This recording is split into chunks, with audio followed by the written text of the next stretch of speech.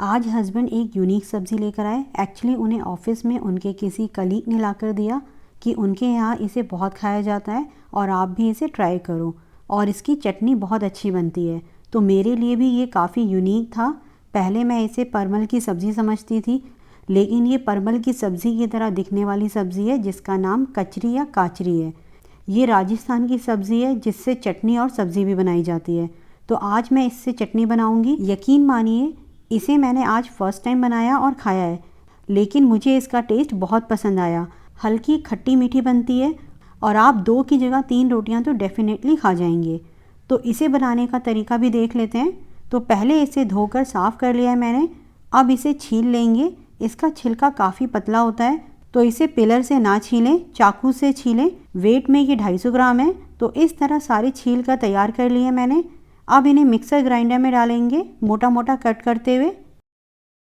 अब 7 से 8 सूखी लाल मिर्चों को आधा घंटा पहले तेज़ गर्म पानी में भिगोकर रख दिया था मैंने। तो अब इन्हें पानी से निकाल कर इसे भी ग्राइंडर में डालेंगे। इसी के साथ डालेंगे 13 से 14 लहसुन की कलियां। अगर आपके पास लहसुन की कलियां छोटे साइज़ की हों तो 15 से 20 भी डाल सकते हैं। इस चटनी में लहसुन का फ्लेवर बहुत ही अच्छा लगता है। नमक डालेंगे 1 टीस्पून या टेस्ट के अकॉर्डिंग। 1 टेबलस्पून पानी डालेंगे। पानी इसमें ज़्यादा नहीं डलता, बस अब इसे पीस लेंगे अच्छे से। बिल्कुल हल्का सा दरदरा पीसना है, ज़्यादा स्मूथ भी नहीं पीसना और बहुत ज़्यादा दरदरा भी नहीं, बिल्कुल हल्का हल्का दरदरा। इससे टेस्ट अच्छा आएगा। तो इस तरह पीसने के बाद अब एक पैन या कढ़ाई में सरसों का तेल गर्म करेंगे 1/3 कप। जब ऑयल अच्छे से गर्म हो जाए धुआं निकलने तक, तो गैस ऑफ कर देंगे ताकि टेम्परेचर थोड़ा डाउन हो जाए। 30 सेकेंड्स काफ़ी हैं। फिर डालेंगे 1/2 टीस्पून ज़ीरा, 1/2 टीस्पून सरसों। गैस ऑन करेंगे और डालेंगे 1/8 टीस्पून हींग, और अब डालेंगे काचरी का पेस्ट। अच्छे से मिक्स करेंगे लो मीडियम फ्लेम पर।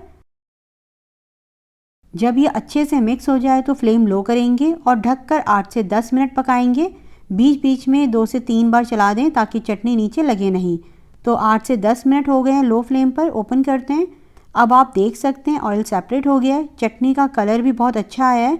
अगर आपकी चटनी का कलर अच्छा ना आए तो लो फ्लेम पर रखते वक्त 1/2 टीस्पून कश्मीरी लाल मिर्च भी डाल दें, उससे कलर बहुत अच्छा आएगा। और कश्मीरी लाल मिर्च तीखी भी नहीं होती है। तो हमारी टेस्टी कचरी या काचरी की चटनी बनकर तैयार है। इसे आप फ्रिज में स्टोर करके कम से कम 10 से 15 दिन तक रख सकते हैं। इसे आप ट्रैवल में भी लेकर जा सकते हैं। रोटी, पराठे और चूल्हे की मोटी मोटी रोटी के साथ और भी ये टेस्टी लगती है। तो आप भी ट्राई करें और हम मिलते हैं नेक्स्ट वीडियो में एक और नई रेसिपी के साथ। तब तक आप इसे बनाएं और एंजॉय करें।